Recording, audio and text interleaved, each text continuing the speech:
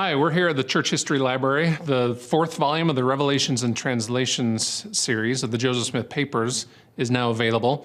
And there's a lot of documents in that volume.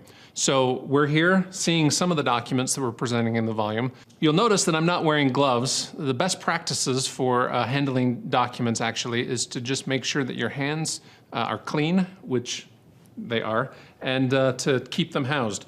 The best storage practices for documents is to keep them in the dark. So I'm going to open and close folders throughout this tour. In 1835, Joseph Smith and others purchased papyri, and we have here some of the fragments.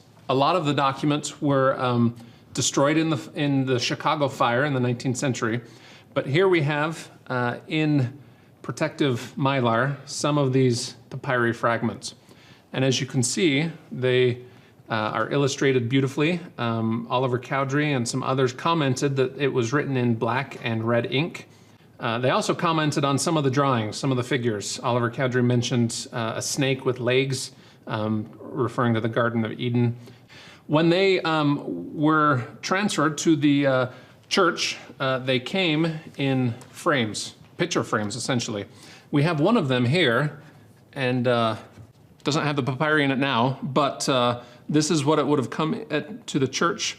We've looked at this, and we don't think that this is original to Nauvoo era, for instance. It probably was later 19th century. But housing such as this is important to document because it gives us a better understanding of how the documents were preserved, how they looked to people from earlier generations. So when the Latter-day Saints captured or purchased the papyri, they made studies of it. They made copies of the characters from the papyri. And then in English, they explained where they came from in the papyri. This helps us kind of get a better sense of them studying this out in their mind, trying to get an understanding of what the papyri were about. They also made copies on sheets. So here we have the copies of the papyri, copies of the hieroglyphs, and then here you can see that they're interested in some of the vignettes themselves. So we have what appear to be baboons. We have a figure here. And this is really helpful for scholars to understand that the saints took this seriously. They really tried to understand what was on the papyri. Once we have kind of the copies of characters, they make what's called an alphabet and grammar. So this first page is Joseph Smith's handwriting. He copies some of the characters on the left margin, and then you can see here the sounds that they believe that those characters made, and then the English translations. There are 3 different alphabet documents. This is one of 3, and they are in the handwriting of William W. Phelps, Joseph Smith, and Oliver Cowdery. This one is important because it helps us understand that Joseph Smith was involved in this process, that he was being assisted by his clerks. What's interesting about this document and the other 2 is that these characters on this first page actually do not come from the papyri themselves. These are of unknown origin. These, in fact, William W. Phelps wrote to his wife before they even got the papyri in Kirtland. And so the alphabet documents appear to be some assemblage of various characters that they wanted to put down on paper. So despite the fact that they're called the Egyptian alphabet documents, they're not all Egyptian. So they took from the alphabet documents and put some of those characters in what is called the Grammar and Alphabet volume. As you can see, this is a simple ledger volume from the 19th century. First of all, we can see that this is fairly well worn. It's not in the best condition. They really used it. But then we can see that it opens up grammar of the alphabet, grammar and alphabet of the Egyptian language. We have, again, characters along the left side, and then some English translation. And they filled about 33 pages of this. They filled some of the pages and then left a lot of the pages blank. And then they would fill some more, leave some more blank. So it appears that this was meant to be filled up all the way, and that they were intending to complete this volume, but they abandoned it. They did not finish this project. Some of these characters from the alphabet document and the characters from the Grammar and Alphabet volume are similar. They combine the two, they correlate quite significantly. During this time, and we're not entirely sure the timing, Joseph Smith also dictates the Book of Abraham. And we have here 3 manuscripts from the Book of Abraham. These first 2 were created at the same time. And so we have Joseph Smith likely dictating or maybe even reading from a text, and then 2 scribes, Frederick Williams and Warren Parrish, are copying down at the same time, apparently, the text of the Book of Abraham.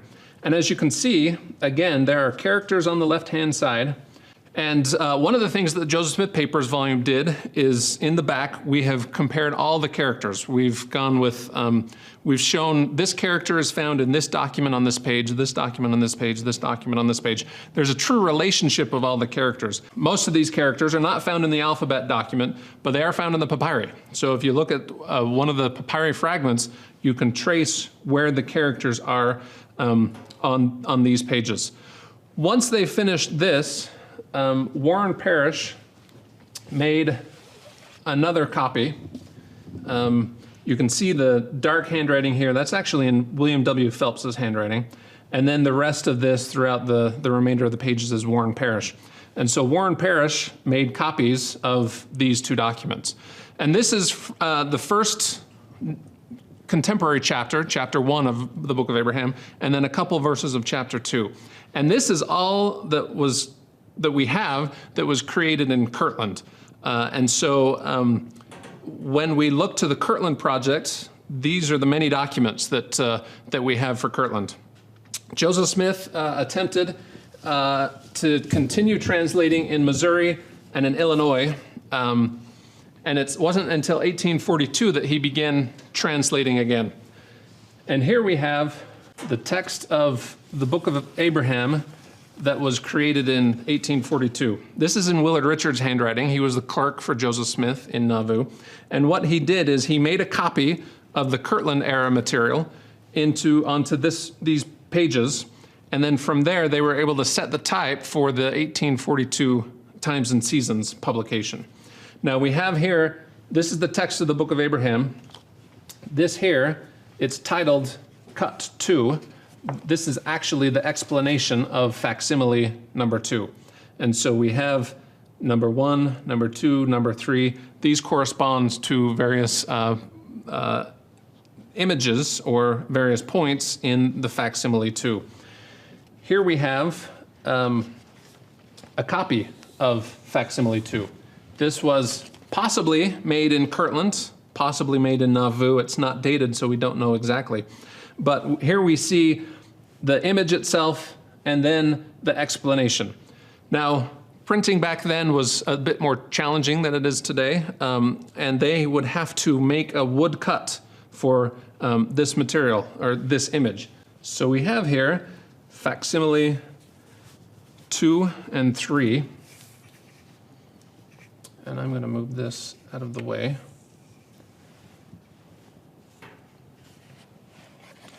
This is a metal cut.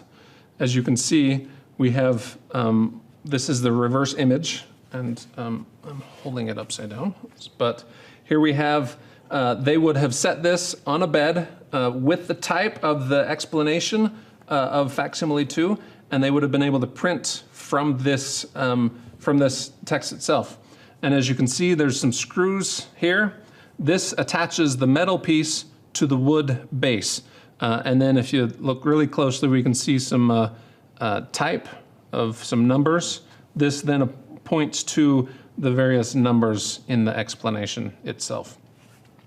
This is quite rare. We don't have a lot of printing paraphernalia from the time. And so to have these really opens up the understanding of what they were using back then. They would go from that to this, which is the facsimile itself, facsimile 2. Here we can see the disc, and then you can see the explanations underneath that explains each of the numbers up here. And then what would ultimately happen is This is a bound volume of the Times and Seasons, the church's newspaper. This would not have been bound. They came out every few months, twice a month. And so when the church published the Book of Abraham, here we have the very first issue, March. It opens up with facsimile number 1, and then the explanation. And then if members turned the page, they would see the actual text of the Book of Abraham, and it would go several columns. So this is how the Latter-day Saints first viewed the Book of Abraham. Now, this is a bit bigger, and so I'm not going to pull it out because it's so fragile, but they would have pasted this into the actual Times and Seasons. So you can see that this is just a folded up of this, tipped in or pasted into the actual Times and Seasons. And then this would have continued on with the Book of Abraham text. Now it ended here, the text of the Book of Abraham ended, but several issues later they published the third facsimile. And then that ended the publication of the Book of Abraham. The editors of the Times and Seasons promised additional material, but they never were able to get to it.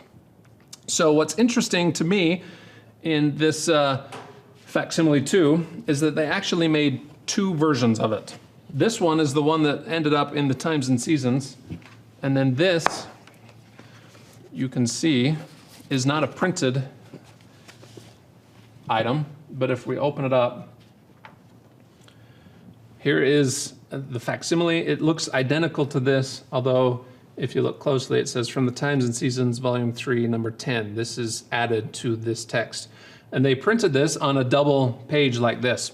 And they printed, we don't know exactly why they printed this, but they printed so many of them that they were lying around the office. And so clerks of Joseph Smith would take these, use them as scratch paper, write drafts of letters. This is what this is. This is a letter to a Boston newspaper. And so we have essentially fragments, scraps of this facsimile that were lying around the office. So this essentially is the very quick survey of the documents in the Revelations and Translations, volume number 4. There's a lot here. There's a lot of material. Each one of these documents has its own history, has its own interpretation, understanding. And so the volume of the Joseph Smith papers, we've been able to outline all of those and to explain what's going on to the best of our ability, to explain what we know, what we don't know. And we hope that as users begin to use the volume, it will give you a greater appreciation for Joseph Smith as a religious leader, better understanding of him as translator. Thank you very much.